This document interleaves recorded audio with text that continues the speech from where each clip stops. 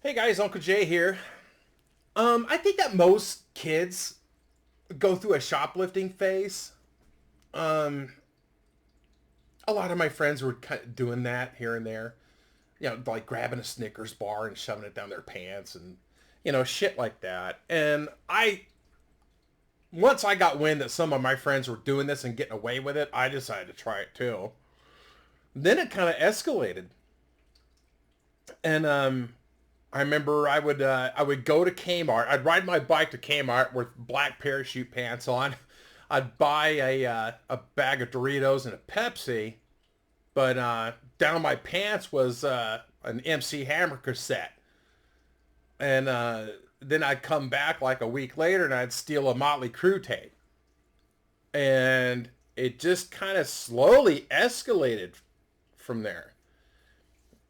I noticed that I felt like I wanted to do it more and more because of the adrenaline rush I would get. I was addicted to that high of like stealing shit from stores. I remember I was telling down at the end of my block around the corner was this guy. He was a couple grades ahead of me, Mike Noble, and this guy he was fucking nuts. He was crazy. He was a surfer kid, completely batshit. I remember we were in his garage lifting weights, and I remember I was talking to him about this girl named Sean Phillips, and she was my age, and I got her phone number, and he's like, "Oh, dude, give her a call." And inside the garage was a phone mounted on the wall, and so I called up Sean Phillips. I'm talking to her, and Mike's lifting weights. And then, after a few minutes go by, here's Jay. I'm like, hang on, huh? And I look over at Mike Noble, and he took a dart from the dartboard that was in the garage, and he pierced his ear with it. And he goes, ta-da, like that, and it's just hanging there. And I'm just rolling my eyes like, holy shit. This guy was nuttier than Chinese chicken salad. Nice guy, but fucking crazy. I remember when he got his driver's license, we go driving around and doing stuff, and I was telling him I was pinching shit from stores, and I had a problem stopping. It's like, dude, I'm fucking stealing everything. And we drove by like a sporting goods store that had like jackets and hats and jerseys and all that stuff, and we pulled into that parking lot, and he said, dude, go in there and get me an Edmonton Oilers hat. I'm like, seriously? He said, yeah, I really want one. I'm like, fuck. Oh, okay. And this was an older kid, I wanted to impress him. And so I go into that store, and this guy was watching me the whole time. Nobody else was in there. And I remember I grabbed an Oilers hat and I shoved it under my shirt, and I walk out, and this guy hauls ass out the door at me, and I had a feeling he was coming up. I didn't really like turn to look. I just had a feeling like this guy's gonna get me right now. So I took the hat out and I flung it into a bush. He comes out, grabs me, turns me around. He's like, dude, you just stole from me, blah, blah, blah. I'm like, dude, what's your problem? I was just looking at the hats, how much they were, and blah, blah, blah. He's like, bullshit, where is it? He's lifting up my shirt. He's looking around and stuff. And I look into the car because I was right outside the door and where Mike Noble parked his mom's car. He's in the car reading the Bible, and he pulls it down and he's looking at us, and he's just sitting there, and I'm thinking, what's he gonna do? And this guy's like patting me down and everything. I'm like, dude, you're crazy, man. Get your hands off me. I'm gonna call the police. And he's all, never come back in here. He's like, I don't know what you did with that hat, but he's like, get the hell out of here, blah blah. And I get in the car. And Mike's all, Jay, do you ever read the Bible? I said, I tried. It's tough for me, but he's like, you should really read the Bible. Were you able to get that hat? I said, it's in the bush. He's all, oh, well, I'll come back later for it. So I don't even know what happened to him in life. I think last I heard, he moved up to Northern California, and he's doing well. He's married with kids and everything. And I could be wrong. I don't know. Anyway, so I was telling one of my best friends, Felix, about all this that's going on. And he was telling me stories of him like boosting stuff from stores and everything. And he said, you know what? He saw me and I can't remember his friend's name. He had a friend named Ryan. I want to say his name's Ryan. He said, me and Ryan, he's all, dude, we're going into houses now. And I'm like, what? He said, dude, we're going into houses. And now, all of a sudden, a lot of this stuff's making sense. Because the guy had a brand new stereo system in his bedroom. And he said, you ought to come with us. I'm like, holy shit. Wow. So he talked me into going out one night. And getting into houses and stealing stereos and whatever else we could find. So we went into this nice area in Camarillo in Ventura County, up in Mission Oaks, and Felix and his buddy had a system down. They would look for newspapers piled up in the driveway. So if there was like 4 or 5 newspapers in the driveway, the paper boy would toss the newspaper out the driveway. Nobody's there to pick it up in the morning. That means that whoever lives in that house, they're out of town. And the lights are off. So this guy Ryan, he had a Chevy Blazer four-wheel drive, the big full-size Blazers, not the shitty ones. And we'd park like down the street, and we were wearing black hoodies and everything, and we would go and find a way into the backyard. Well, first of all, we would look to see if there was a beware of dog sign on the fence, and if there wasn't one, we'd unlatch the gate, go in the back, jimmy the sliding glass door or a window, and we would go in. We never did try and boost any TVs because back then the televisions were heavy as hell because they had the big glass tube. But VCRs, we grabbed VCRs, all kinds of stuff. I can't believe that we did this shit. I remember we weren't really coming up with much. Like, we couldn't get into homes. We weren't breaking glass or forced entry. None of that stuff. But I remember his friend told me that over at Ace Hardware, they would sell the doorknobs, you know, for the front door. And it'd come with a key to unlock it. But all these doorknobs from this brand that they had in there were only 3 different sets of key sets. So if you bought one of these locking doorknobs, door handles from the hardware store, chances are your key would. Everybody had these things. Everybody had these door handles that locked. But your key, 1 chance in 3, you could get into someone's house with that key. And we would try the key on some of these homes, and I kid you not, some of it would just work, and we just go right in.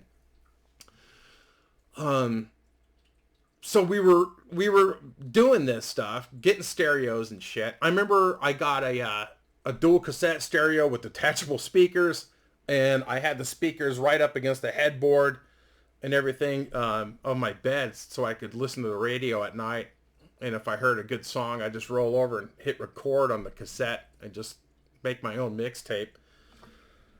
And jewelry, stuff like that. But the thing is, we were just looking for cash more than anything. Jewelry, I wasn't interested because who am I going to sell that shit to? I'm like some teenage punk. I was 17 years old, and I knew that if I was going to do stupid shit, I better do it now before I turn 18 and I'm a legal adult, because then I'm looking at jail time. I didn't want to go to juvie, but that's better than going to prison. So after I turned 18, it got to a point where we were kind of getting a little desperate because we were checking out neighborhoods. We're not seeing a lot of newspapers in the driveways. We were just looking.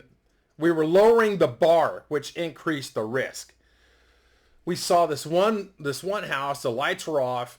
There were no cars in the driveway. The mailbox is empty, and there's no newspapers in the driveway. There was no beware of dog sign on the fence. And so we tried our luck with this house, and it didn't go well. We opened up the back gate, we tiptoe in the backyard, and it's in the summer. It was hot, and one of the windows was open like 4 inches. So we take the screen off, we slide the window open. Felix gets one leg into the window, and we hear this guy go, "What the fuck?" And then we just haul ass out of there. And we took off. It's a miracle we didn't get shot or anything. So we kind of reevaluated some things, and we decided that one of us had to stay in the truck and just let it idle and be like the getaway driver. That way we can make a faster getaway. And so that person was me. And I mean, I didn't carry a knife or anything like that on me. At that time, I had a blue belt in Taekwondo, and I was pretty confident that if somebody were to come out after us in their boxer shorts, I'd up choggy them right in the jaw, and they'd be shitting their molars out the next day.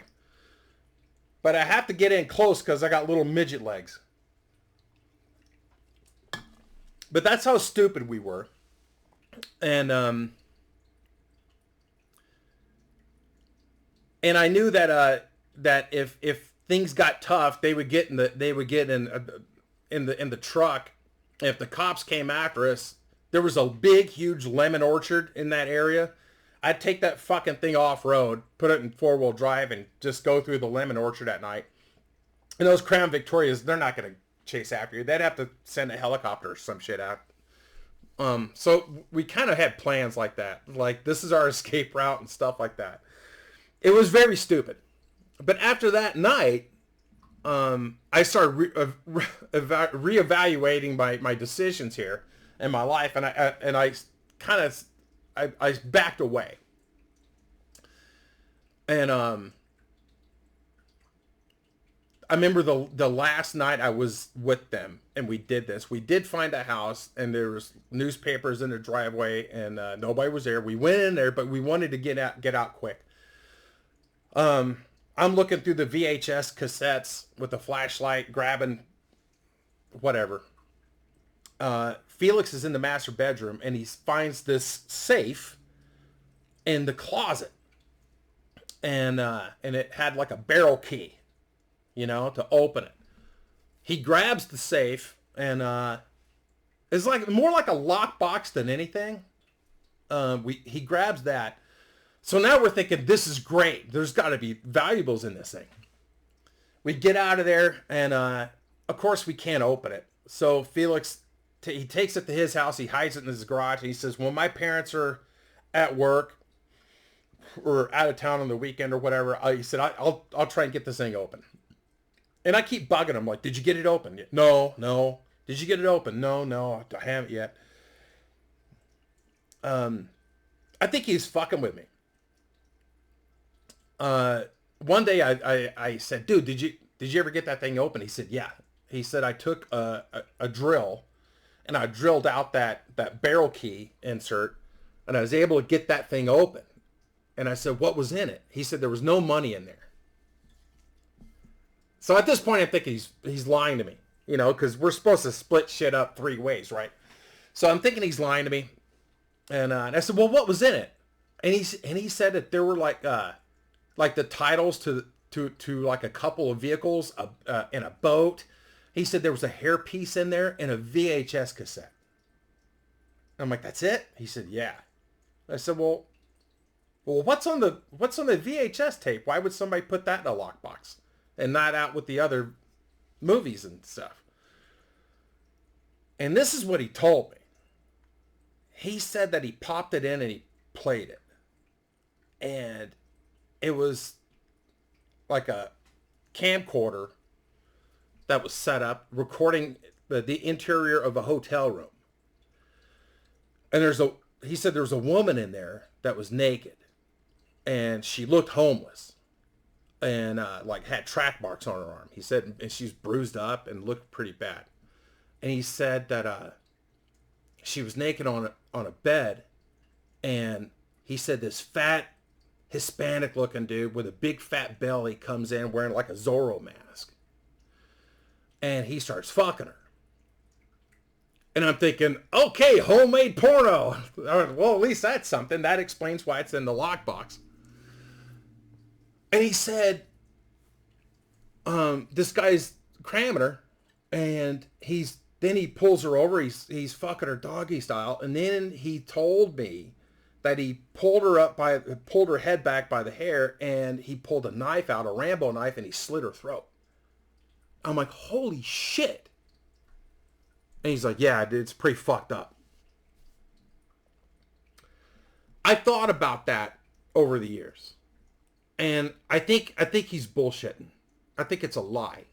Because right around that time, Felix had become quite a compulsive liar.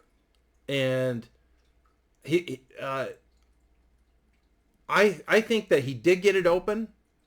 I think that there was probably like the titles to some vehicles in there. And I think that there was probably some like, maybe some like silver coins or something like that. But when he told me that, that's when I said, I'm not going out with you guys anymore. I've had enough. And he said, okay. He kept doing it a little bit. And he did it a few more times. And then he stopped doing it. I think he's lying to me. I honestly think he's full of shit.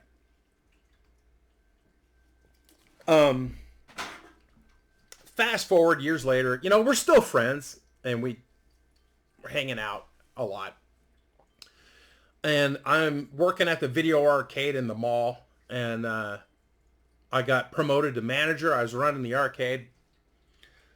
And at this time, he was with this gal that he knocked up and had a kid with her. And then I think he just had his second son. He's out of work. This guy was always having trouble finding jobs and keeping them. And I remember I talked to him on the phone, and he was like really desperate. He said, dude, if you know anybody that's hiring in the mall, please let me know. And if anything pops up at the arcade, could you please give me a job? I got 2 kids now. And I said, dude, absolutely. Well, it just so happened that this other guy, Matt, that I was working with, he moved off to Humboldt to go to college. So I called up Felix. I said, dude, I can get you, you can have Matt's job. It's part-time, but it's something. He said, oh, dude, that'd be awesome. Thank you. I'd love to do it. So I talked to my regional supervisor, Edwin, and I said, yeah, I'm going to hire Felix.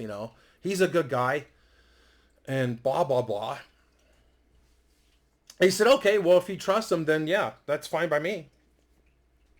And so Felix started working there, and after like 8 months go by, everything seemed fine. Everything was cool. But after like 7-8 months, Edwin stopped in, and he's going through the books. He's looking through everything, the transactions, all that stuff. He's looking at all the meter readings on all the machines, and lining up with how much coins went through and everything. He's really going through everything with a fine-tooth comb, but it's not really bothering me at all because he does that to all the stores, But most of the time he just come in, check in, look at the schedules, check our inventory on like prizes, for like skee ball and shit like that. Make sure we're stocked up on stuff, and then he'd just take off. But he was going through everything. And then he said, hey, I want to talk to you about your friend Felix. I'm like, okay, what's up? And he said, he came up to me a couple weeks ago. He called me. I'm like, okay, I don't know about this. And he said, yeah, he said that you were like, I forgot what Evan told me, but he said that I was doing some shady shit, and that I should probably be let go, and that Felix could run the arcade better than me. And I'm like, he said that to you? And he said, yeah. And now I'm like, motherfucker. And he said, I thought you said that this guy's your friend. And I said, I thought he was too. And he said, why is your friend trying to get you fired and take your job from you? I'm like, I don't know. Maybe it's because he just had another kid or something. And he said, I had 3 kids and I would never do that to a friend. And I said, me neither. And Edwin said, he said, I don't want him working here anymore. I said, me neither. And I said, well, what do we do here? So now I'm in a really shitty spot because this guy was like one of my best friends from like junior high, you know? I'm like, what do I do? And Edwin, we just kind of brainstormed and stuff. So Edwin came up with a genius idea. In those days, the company would send out secret shoppers to go into the arcades to see if the people working there were playing the video games. You're not supposed to be playing the fucking games at all. You can only play them when you're not working. And it's a fireable offense. So Edwin said, okay, well, I'm going to tell, he said, we're going to call Felix in and the 3 of us are going to sit down. And I'm going to tell him that one of the secret shoppers came in and saw him playing Mortal Kombat or something. And Tom heard of it. Tom was Edwin's boss. And it came down from Tom and we got to let him go. I'm like, okay. So we called Felix in and we talked to him and we said, dude, we got to let you go. And he's like, why? What for? And Edwin said, he said a secret shopper saw you playing a game. I don't know which one, but Tom called me and told me this is unacceptable and I'm sorry, dude, but you got to go. He's like, holy shit. So he was devastated that he lost his part-time job in the fucking arcade that he tried to get me fired from. So that was it. We let him go. I don't know what he ended up doing. I forgot. But I was pretty devastated that a friend would do that to me. And I remember not long after that, he ended up marrying her, his girlfriend, and I was the best man at his wedding. And at that wedding, I got shit-faced, and I gave a really stupid best man speech. Because I knew it wasn't going to last, and it didn't. And their marriage collapsed not long after that. And I stopped talking to him. I never did tell him, like, hey, dude, I found out that you're trying to get me fired. Yeah, dude, I was living in a fucking, like, the little office space in the back end of a tow truck yard in Oxnard. You know, I had an 83 Corolla that was leaking oil that you couldn't lock and falling apart. It's like, dude, that's all I have in this fucking job. And why would you do that to me? I was pretty betrayed. And I never did tell him that. I just kind of let it go. But I kind of slowly stopped talking to him after that and everything. I don't know what happened to his kids. I remember when him and his girlfriend, his wife, Cheryl, were like on the rocks. I would stop by and visit them and the boys and like take them out to go get milkshakes and stuff and try and be some kind of a positive role model, you know, for these kids and stuff. Cause he was like here and there. He wasn't really around much for them. So guys, I'm sorry. This is not a happy story. It's kind of a bummer. I guess lesson here is fucking don't break into homes. You're gonna get fucking attacked by a dog, or you're gonna get shot, or even worse, you could get caught and then like thrown down into some fucking basement and chained up to something and raped up the ass and everything for like months and months. Imagine breaking into a serial killer's house by accident to steal his fucking television set or some shit. Oh god. Oh. Alright, well, I'm going to go do some laundry. Hope you guys have a good one. High fives and boners. Subscribe. Would it kill you? It's free.